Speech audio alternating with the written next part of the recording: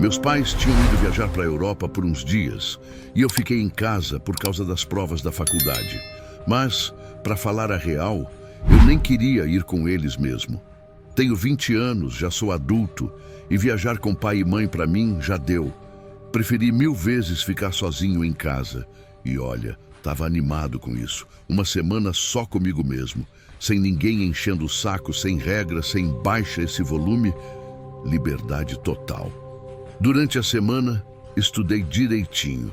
Mas aí chegou o fim de semana e bateu aquele tédio. Meus amigos também estavam estudando, então nada de rolê. Aí decidi instalar uns jogos antigos no notebook, daqueles de estratégia que eu curtia quando era mais novo. Comprei um suco de maçã, umas barras de chocolate e tirei do fundo do armário uma garrafa de uísque que eu tinha escondido fazia tempo. Me preparei para uma noite tranquila. Ah, e tem outra coisa. Eu fumo de vez em quando. Não é sempre, mas à noite, às vezes, eu curto sair e dar uma tragada para relaxar. Aqui no prédio tem um patamar perto dos elevadores, com uma cadeira velha e um cinzeiro. Costumo ir lá quando quero um tempo. Naquela noite fui lá, como sempre. Era quase 11 da noite. Peguei meu cigarro, fechei a porta de casa, atravessei o corredor e fui até o patamar. A noite estava agradável, bem quente. Lá embaixo, dava para ver uns casais conversando nos bancos da pracinha. Sentei na cadeira, acendi o cigarro e fiquei ali, curtindo a brisa. Tava tudo calmo, até que ouvi um barulho vindo da escada. Era tipo alguém engasgando, tossindo com catarro.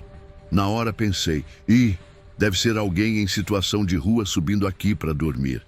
Não é comum, mas de vez em quando aparece um perdido. Aí a cadeira fez um rangido quando levantei. Acho que a pessoa ouviu, porque começou a subir a escada na hora. Pensei, putz, lá vem pedir alguma coisa. Então apaguei o cigarro no cinzeiro, fui entrando de volta, atravessei o hall e entrei no corredor dos apartamentos. Quando fechei a porta de ferro atrás de mim, vi a silhueta da pessoa chegando perto. Mas o vidro era daqueles foscos, quadriculado, então só dava para ver uma sombra. Não dava para saber se era homem, mulher ou o quê. Segui para o meu AP, tranquilo, mas notei que os passos continuavam. A pessoa do outro lado estava andando junto comigo. Mas beleza, fechei minha porta e deixei para lá. Foi aí que as coisas começaram a ficar bizarras. De repente, eu ouvi um barulho encostando na porta. Parecia que alguém estava passando a mão nela, sabe? Como se estivesse alisando, tateando a porta de ferro devagar. Eu congelei. Fiquei ali, parado, quase sem respirar, tentando entender o que estava acontecendo. A acústica do corredor ajudava. Dava para ouvir cada som. Peguei a chave, fui colocar na fechadura e aí ouvi um chiado. Um sssss. Tipo assobio, mas mais sinistro. A primeira coisa que veio na minha cabeça foi aquela cena do Harry Potter falando em língua de cobra. Só que isso não era filme, era real. Aí do nada, pá! Um som pesado, molhado, tipo quando um bife cru cai no chão ou quando você joga um pano encharcado no piso. O barulho foi bem em cima da porta. Dei um passo para trás. A chave ainda estava pendurada na fechadura, mas minha mão tremia tanto que eu nem conseguia girar. A coisa fez de novo. Primeiro aquele splash, depois um chiado, depois outro barulho estranho, um padrão, como se estivesse fazendo uma coreografia doentia com os sons. E aí, riu, mas não era uma risada normal. Era baixa, nojenta, como se estivesse se divertindo com o meu medo. E eu estava com medo, mas daquele tipo que paralisa, que prende até a respiração. Comecei a me convencer de que podia ser alguém fazendo pegadinha. Um maluco querendo pregar uma peça. Mas quem faria isso ali no prédio? Tava tarde. Meus vizinhos estavam dormindo. Um casal com bebê, 2 idosos, uma mulher que nem aparece direito. E um AP que tá vazio faz anos. Então veio o pior. A coisa começou a cantar. Era tipo um murmúrio. Uma melodia bizarra, meio triste, parecia até uma criança cantando baixinho. Sabe aquela imagem de um menininho perdido na mata, andando e cantando sozinho, enquanto monstros espreitam nas sombras? Foi essa a sensação. Mas aí eu percebi, a música não estava só na minha cabeça. Ela estava vindo dali, de trás da porta. E quando eu me dei conta disso, ele riu, alto, repugnante, como se soubesse que eu tinha entendido. Depois disso, eu apaguei. Não sei se desmaiei ou dormi de medo mesmo. No outro dia, fui acordado por um vizinho, o pai da menininha. Ele achou que eu tinha ficado ali fora depois de fumar. Só balancei a cabeça, inventei uma desculpa qualquer. Entrei no AP, desliguei a TV, tomei café e mandei mensagem para os meus tios, dizendo que ia passar uns dias com eles. Eles acharam estranho, mas toparam. Quando saí de casa, estava um dia lindo. Sol, gente na rua, crianças brincando. Até sorri, tentando fingir que nada tinha acontecido. Aí, vi a porteira sentada perto da entrada e fui falar com ela. E foi aí que o mundo virou de vez. Ah, você também vai sair? Esse prédio tá esquisito esses dias. Tá todo mundo indo embora. E eu vou ficar aqui sozinha com ele. Com quem? Perguntei, achando que ela estava brincando.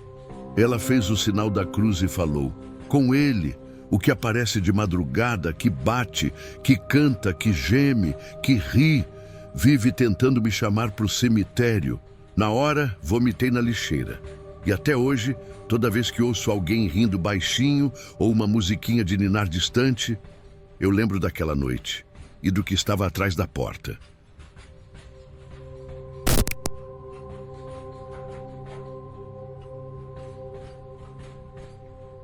Meu avô faleceu no ano passado. Foi num sábado, bem cedo. A notícia chegou enquanto eu ainda tomava café. Foi um choque, mesmo que a gente soubesse que ele não andava bem de saúde. Ele já era idoso, o corpo dava sinais de cansaço. Mas sabe quando você simplesmente não acredita que uma pessoa tão forte pode desaparecer? Ele era um homem silencioso. Não do tipo frio, mas do tipo que observa mais do que fala. Sempre muito orgulhoso, daqueles que demonstram afeto em gestos, não em palavras. E por mais sério que fosse com os adultos, com o meu filho, era diferente. Na época, meu filho tinha acabado de fazer 1 ano. Aquelas fases em que eles aprendem a ficar em pé, tentam falar e riem de tudo. A gente ainda tinha uma tradição na família, jantar todos juntos nas noites de sexta-feira. E o vovô nunca faltava.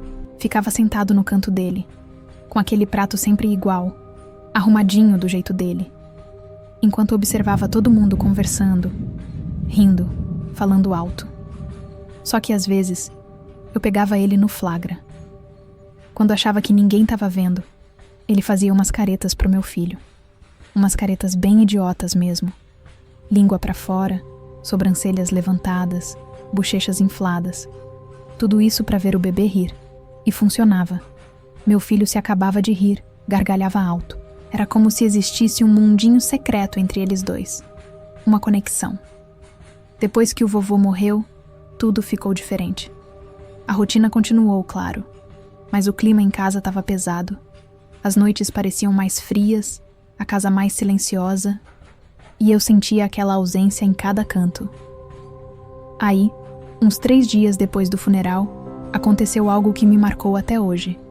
Era uma madrugada como qualquer outra. Eu e meu marido estávamos dormindo, bem cansados. Lá pelas 2 da manhã, ouvi uma risada. Na hora, pensei que meu filho tivesse ido até nosso quarto.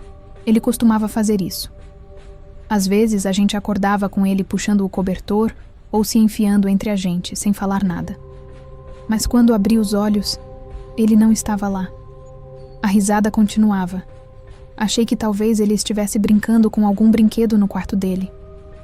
Levantei devagar, calcei os chinelos e fui andando pela casa no escuro. E foi então que vi. Ele não estava no quarto dele. Estava na sala, sentado no chão, sozinho, no meio da sala de estar, sem luz acesa, só com a penumbra do corredor iluminando um pouco o rosto dele. E ele ria. Ria muito. Aquela risada sincera, livre, de bebê feliz. Eu fiquei parada na porta por alguns segundos. A cena era bonita e completamente estranha. Ele estava olhando para frente, como se alguém estivesse ali. como se alguém estivesse fazendo caretas para ele. Mas não tinha ninguém. Só ele no escuro. Fui me aproximando com calma. Me agachei e perguntei baixinho: "Filho, o que você tá fazendo aqui no escuro, hein?" Ele olhou para mim com aquele olhinho iluminado e respondeu com aquela fala ainda enrolada de bebê: "Papa engraçado." Na hora eu travei. Papa era como ele chamava meu avô. E engraçado era exatamente o que ele dizia quando o vovô fazia aquelas caretas. "Papa engraçado!" ele gritava enquanto ria e batia palmas. Mas agora, o vovô não estava mais aqui. E ele estava rindo como se estivesse. Peguei ele no colo, meu coração disparado. Tentei manter a calma, não passar nervosismo. "Vamos dormir, filho. Já tá tarde." Enquanto caminhava de volta com ele no colo, sentindo o coração dele bater pertinho do meu, aconteceu a parte mais perturbadora. Ele olhou por cima do meu ombro, esticou o bracinho e falou com um sorrisinho: "Tchau, papa." E mandou um beijo pro vazio. Ali, no escuro, com a casa em silêncio. Ele mandou um beijo para algo que eu não via. Mas ele viu. Com toda a certeza que só uma criança consegue ter. Naquela noite, eu não dormi mais. Fiquei acordada com ele deitado ao meu lado, olhando pro teto, tentando encontrar uma explicação lógica, uma lembrança, uma alucinação, imaginação fértil. Mas a verdade é que aquele momento ficou cravado em mim. Nos dias seguintes, ele continuou falando do papa engraçado. Às vezes sorria pro nada, como se estivessem trocando piadas silenciosas. Não era sempre, mas era frequente o suficiente para me deixar desconcertada. Uma noite, sentei com minha mãe e contei tudo. Ela chorou. Disse que talvez o vovô só tivesse vindo se despedir. Que talvez aquela ligação entre eles fosse forte demais para acabar de repente. Eu não sei no que você acredita, mas desde aquela noite, eu comecei a olhar diferente para esse mundo. Talvez exista algo que a gente não entende, algo que permanece. E, honestamente, se for verdade, eu acho bonito. Porque de todas as formas que alguém pode voltar, fazer um bebê sorrir de novo, mesmo depois de partir, talvez seja a mais pura delas.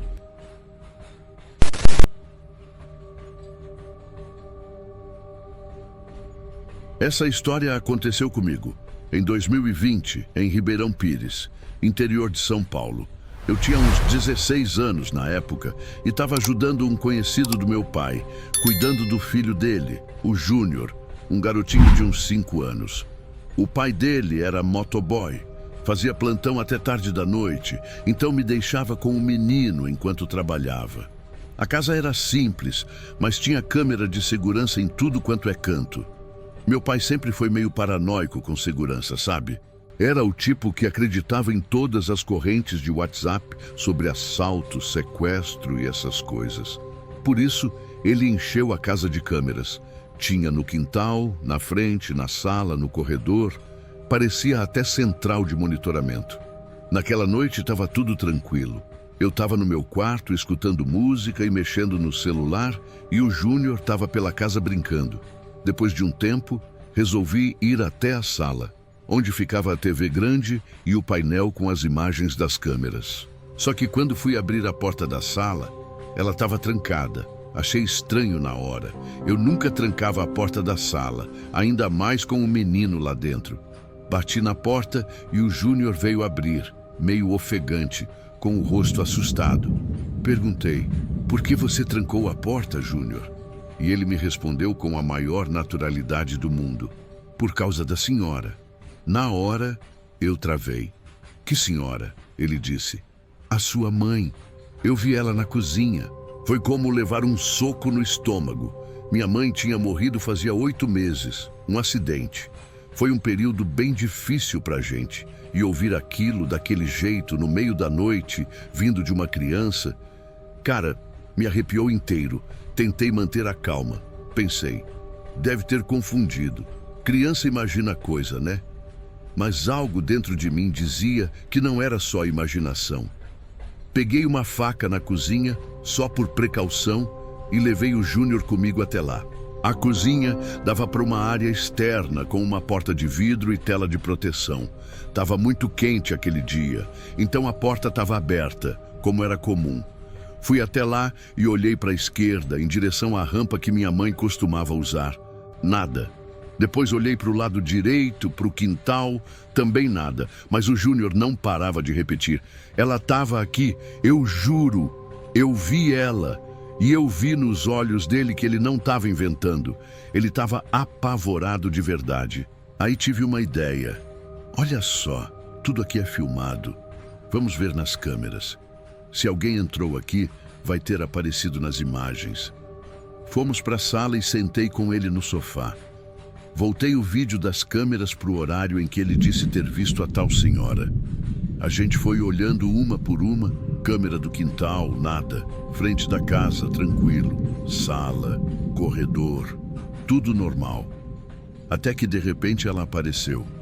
Uma mulher, devia ter uns 60 anos, surgiu andando devagar pela lateral da casa.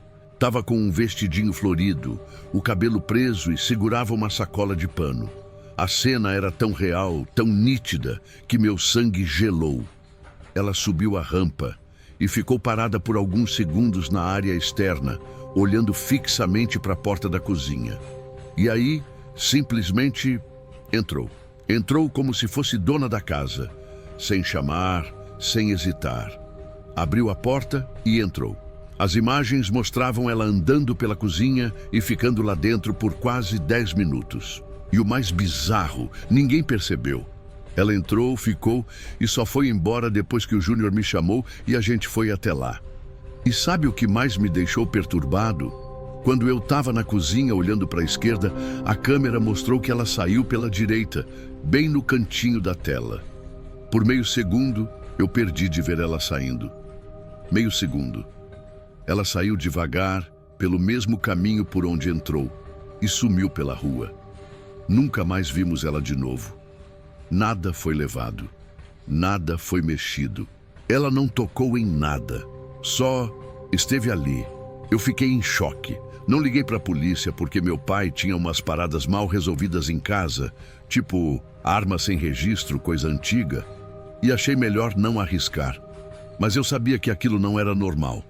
Alguns dias depois, meu pai ouviu um comentário de vizinhos falando sobre uma senhora que andava meio perdida pela região. Disseram que ela sofria de demência, que às vezes entrava em casas achando que ainda morava lá. A descrição bateu. Tudo fez sentido, na teoria. Mas até hoje, mesmo com essa explicação, nada disso me desce. Porque o que mais me assusta não é o sobrenatural, é o real. É o fato de que alguém pode entrar na sua casa, andar entre os seus cômodos, ficar ali por 10 minutos. E você só vai perceber depois. E se ela tivesse feito alguma coisa? E se eu não tivesse ido até a sala naquele momento? A verdade é que a gente nunca sabe quem pode estar do outro lado da porta, até que já seja tarde demais.